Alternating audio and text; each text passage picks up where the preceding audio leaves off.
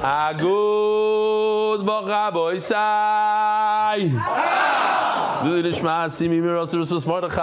Welcome to all the many guests. Rabbi Yisai, we're holding Daf Yomi Amud Beis by the wide lines. Torah Rabbanon. We know in the Torah it says that you should, right before you do the avodah as a kohen, you have to wash your hands and your feet. That's called kiddush yadayim v'raglayim. It's not a tahara. It's not like when you go to the mikvah. It's not like when you wash your hands in the morning to remove the tumah. This is called kiddush. This is special. This adds an element of kedusha to your hands and your feet. So when the Torah says you should do that, keitzad mitzvah kiddush, how does it work? It says the Gemara, meniach yodi hayimonis al gabe ragle hayimonis. You take your right hand and put it on top of your right foot. V'yoda hasmos, you take your left hand, al gabe ragle hasmos, you put it on your left foot. U'mekadesh, and then you turn on the faucet and you do kiddush yadayim v'raglayim. You take both hands, put one on top of the other, right on top of left, and you put your right foot on top of your left foot, and you do the kiddush yadayim v'raglayim. You're exaggerating. It's impossible to do it. You will fall over. Says the Gemara, Shapirko Amrle. That's a great taina. You're going to fall over. Omer Rav Yosef v'chaver Misayo must mean that his friend is holding him up. Rabbi Yosef, let me demonstrate. Okay. Good. Like this, right?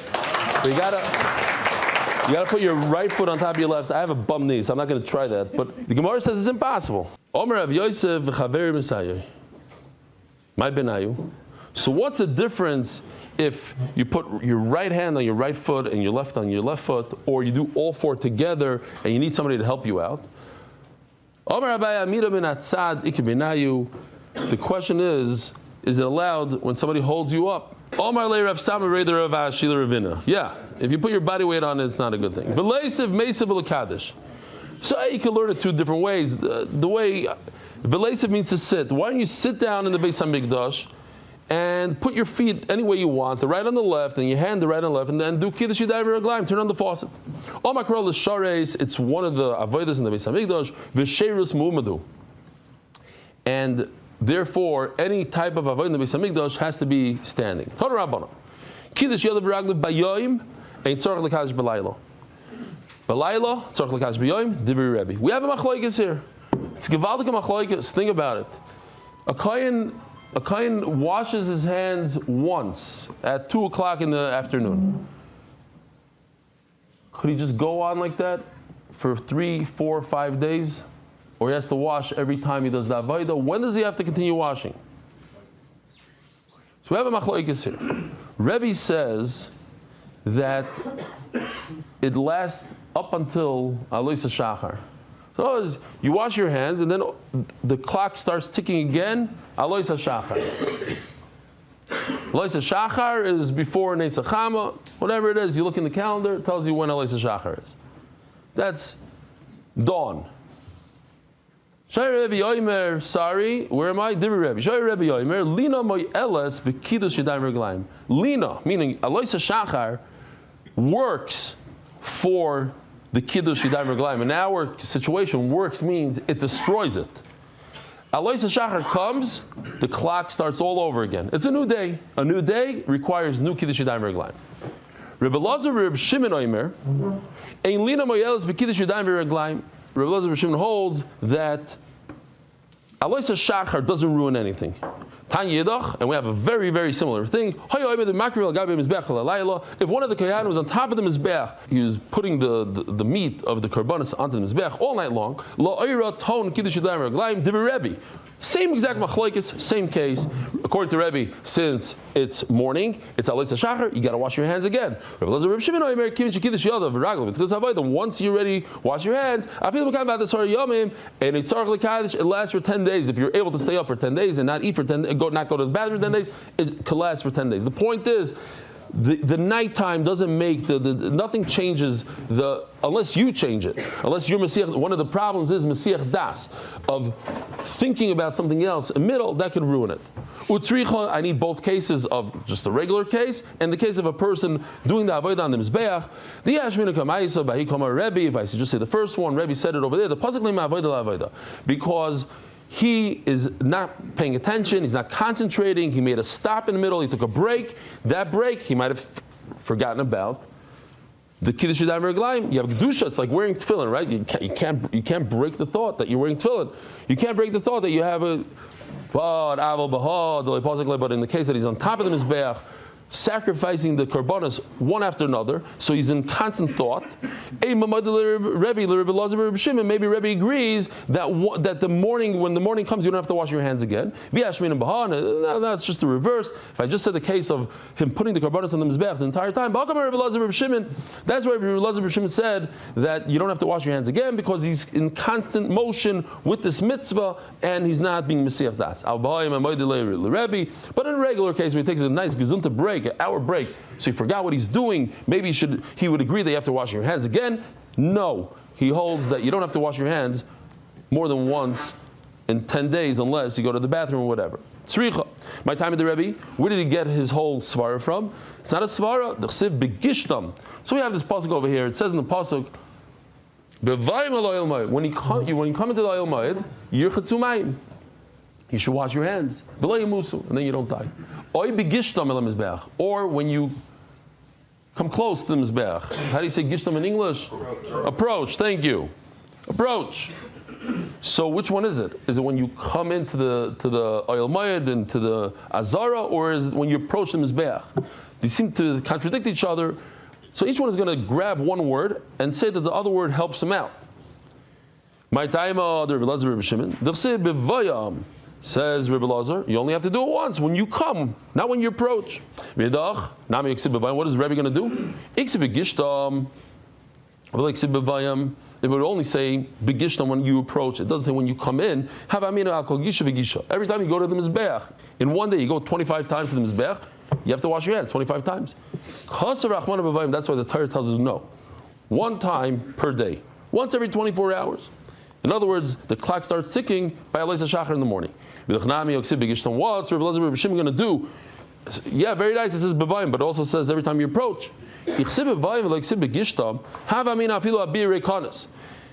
think bevayim when you come into the basement. So if you come to the basement just to visit, just to look around, yeah, you go into bells. You're not going to go daven there. You just want to see what's going on, how big, large, this, that. So maybe you have to wash your hands. No. It also has to do with gisha. You have to be performing the avodah. Sorry. Ask the Gemara. How can you think that if you walk into the Beis Hamikdash just to the Spatzir, you have to wash your hands? It says you have to perform an avodah. Another halacha.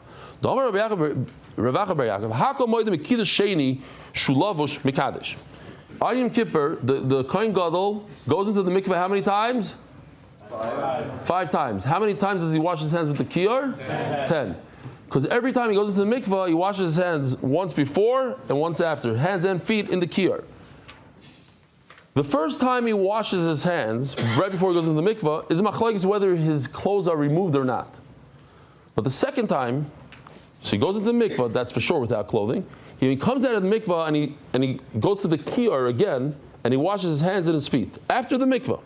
Because once again, now we understand a little bit better. Mikveh does what? Mikveh removes tumah. What does the kiyar do? It's not about tumah. It's about adding kedusha. So just because you went to the mikveh and you have no tumah, you still need a kedusha. It gives you, how does it give you kedusha? How? Because it's in a klisharis.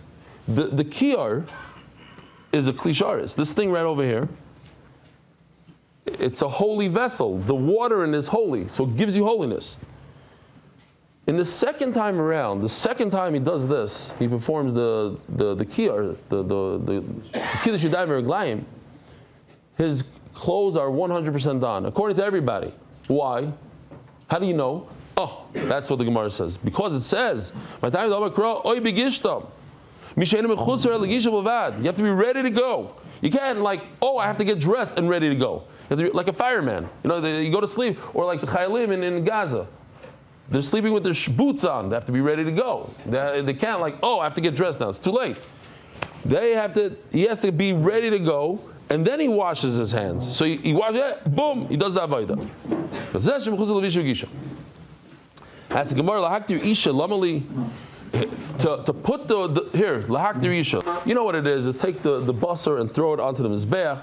Isn't that an avodah? If that's an avodah, you need to wash your hands. Lamali, why does the Torah have to tell us again? Says the Gemara, Ma'u d'seima. I don't think you only have to wash your hands when it's something important, like zrika, something that if you don't do, you don't get a kapara. Throwing the meat on top of the mizbeach, if you forget to do it and you don't do it, it's not the end of the world. You still get a kapara.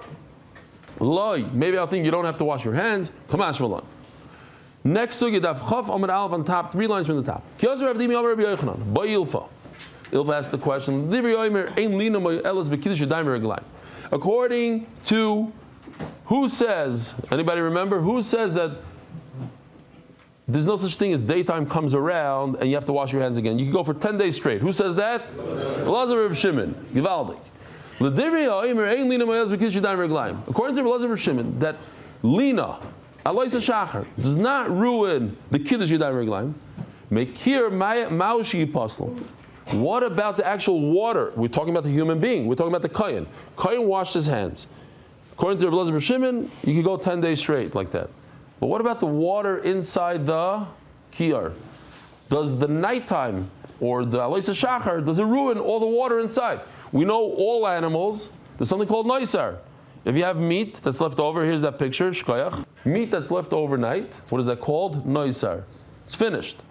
Throw it out. What about the water in the kiyar? Throw it out. But so what's the question? What do you need water for? It's to purify, to give kedusha to the koyanim. But wait a minute, the kohen himself doesn't need to do it more than once every 10 days. So why should the water go bad? The water that made the kohen kadosh, and the kohen himself could go. He has no expiration date. So why would the water become expired that day? Dilma, given the kashlu, klishares. No, different. Water is in the klishares, and mipasli. It's like anything else that's in the Beis Hamikdash that has kedusha. Later on, Ilfa had an answer to this. Just like Rebbe says that every day you have to wash your hands again when the Alois HaShachar comes, so Rebbe holds that the water in the kiyar goes bad every single day. Rebbe Shimon says that a kohen could go forever without washing his hands, so the water could also go forever. I'm on the phone with Rebbe. I don't understand, Rebbe. You said such a thing? That there's the same achloikis, that there's an argument if the water goes bad or not? Elahi Omar Rebbe Asi, so the Goris on the side, maybe it's Rebbe. He's talking to Rebbe. So maybe there's a little bit of a mistake. It says Rebbe Asi instead of Rebbe. They were friends. Okay, whatever you Goris are, Rebbe Yochanan, he says in the name of Rebbe Yochanan, Shmei Dilfa. Here, Shali Shikoy Mebe'erev.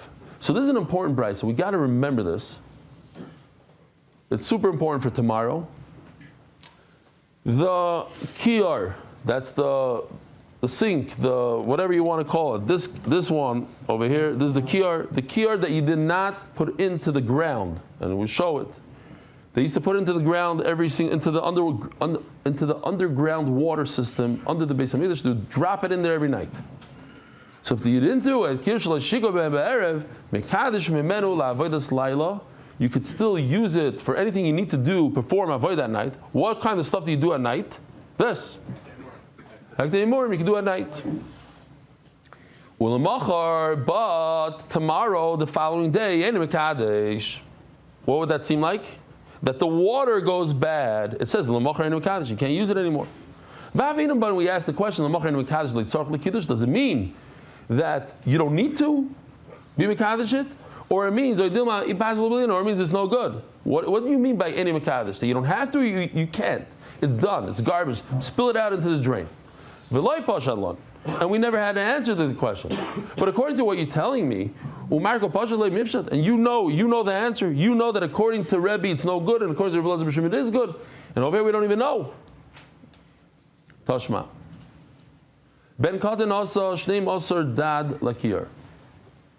the kiyar had 12 faucets. It used to have 2, I think it was 2, and it went up to 12. Why? Because every morning and evening when the kohanim did the carbon tamid, there was 12 kohanim.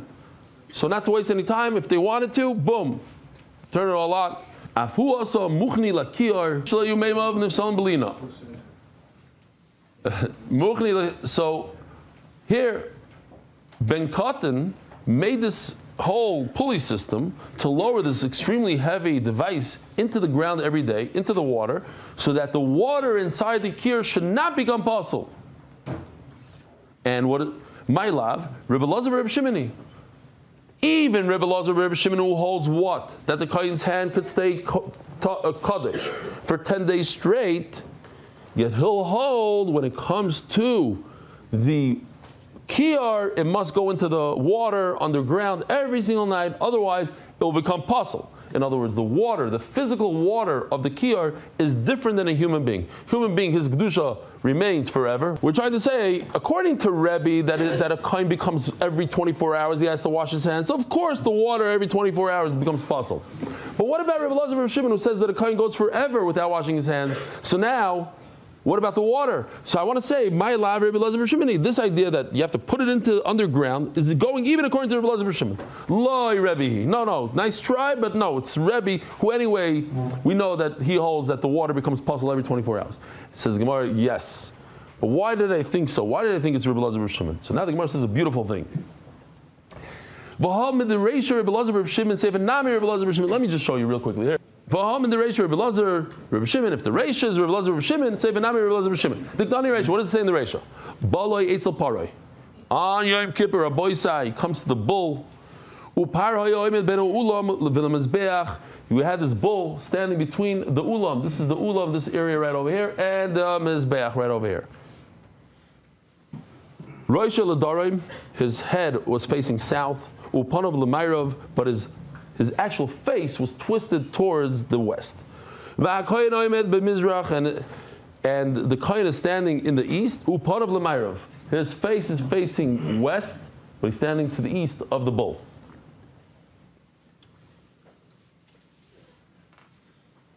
Who says that this area is okay to shechten? That is Rebbe Elazar, Rebbe Shimon. That's Rebbe Elazar, Rebbe Shimon. The Sanya is Tzava Mekir Mizbeach Tzvayni. Here it describes this. This is the northern wall of the Mizbeach. If you take this box, this is the south wall. This is the northern wall. From this north wall to this north wall, that's you have 2 northern walls, right? This is the north of the Beis Hamikdash, but this is the northern wall of the Mizbeach. So from the northern wall of the Mizbeach, the northern wall of the Beis Hamikdash, that's the area. And the whole width of the Mizbeach, this whole area down here, that's somebody else, not Rebbe Elazar, Rebbe Shimon. That's Rebbe Yossi, Rebbe Yehuda. Rebbe Elazar, Rebbe Shimon, and Rebbe Elazar, Rebbe Shimon, Moisef, he adds a whole area, Af Ulam, this whole area up here is also where you could do this whole thing with the bowl. Rebbe Moisef comes Rebbe, another machlokes between Rebbe Elazar, Rebbe Shimon, and Rebbe. Af Makim Drisas Ragla Kahanim, Makim Drisas Ragla Yisrael. This bottom part as well, down here.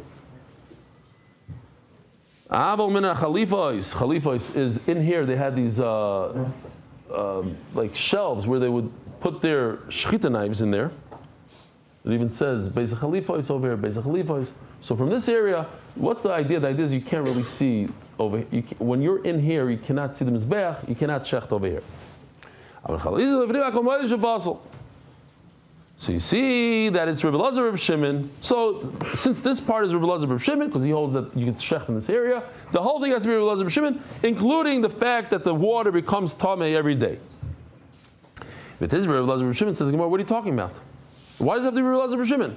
Let's think about it a second. Rebbe, who says you could shecht over here. Let's think together. You could shecht over here. Does Rebbe say, could you shecht over here also? Yes. Because over here it's much more kedusha. If you can shecht over here, certainly you can shecht over here. So therefore, what's your proof that this area is Rebbe Elazar, Rebbe Shimon? This area is also Rebbe. So your whole proof flew out the window. That part of the brayso could be Rebbe as well. Pastor Rebbe had the Rebbe Yosef, Rebbe Yehuda Moshe. Rebbe saying, in addition to Rebbe Yosef, that says only in this area, he says, no, you could also shech down here. But at the Rebbe Lazar, Rebbe Shimon, Moshe, of course he says you can shech on top. Says Gemara Nanochi Kamrinon. If you really hold that this bride is Rebbe, look at welcome to Drishas Ragli Kahanim, welcome to Drishas Ragli Yisrael. I have a question. Why is this bull up here? Take this bull and put him down here. Shouldn't you be shechting bulls far away from the Heichal, as far as you can? Yes, the Rebbe holds you get shecht in this area, but it's more appropriate to shecht down here. Elamai, Rebbe Lazar, Rebbe Shimoni. Oh, so what is he going to say? Oh, it's Rebbe Lazar, Rebbe Shimon. That's why you shechted up here. But according to Rebbe Lazar, Rebbe Shimon, Mishum Chulsh, sorry. Look, according to Rebbe Lazar, Rebbe Shimon, this is also everybody agrees that this area you can shecht in. So then the question is, according to Rebbe Lazar, Rebbe Shimon, why did he say the bull's over here? Put the bull right over here. It's also further away from the. So then what's the pshat? So the Gemara says it can't be Rebbe because if it's Rebbe, put the bull here. If it's Rebbe, put the bull here. So why is the bull here? The bull is here because we're trying to make it easier for the Kohen Gadol. Great.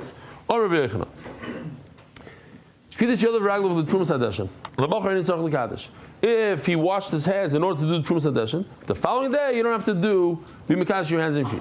Why? Because he already washed his hands and his feet. He's mekadosh them. Leman. Wait a minute. According to Rebbe, it's not good enough. Why? Let's think about it for a second. When do you do the Trumas Hadeshin? It's called Kreis HaGever. One pshat is, everybody likes the pshat, when the chicken, when the rooster crows. There's Alois HaShachar. What comes after Alois HaShachar? Metzachama. What comes before Alois HaShachar? Kreis HaGever. It's a different period of time. Kreis HaGever, the rooster crows, and somebody's saying that he has roosters, they actually get up like 3, 4 in the morning. They start screaming. It's before dawn.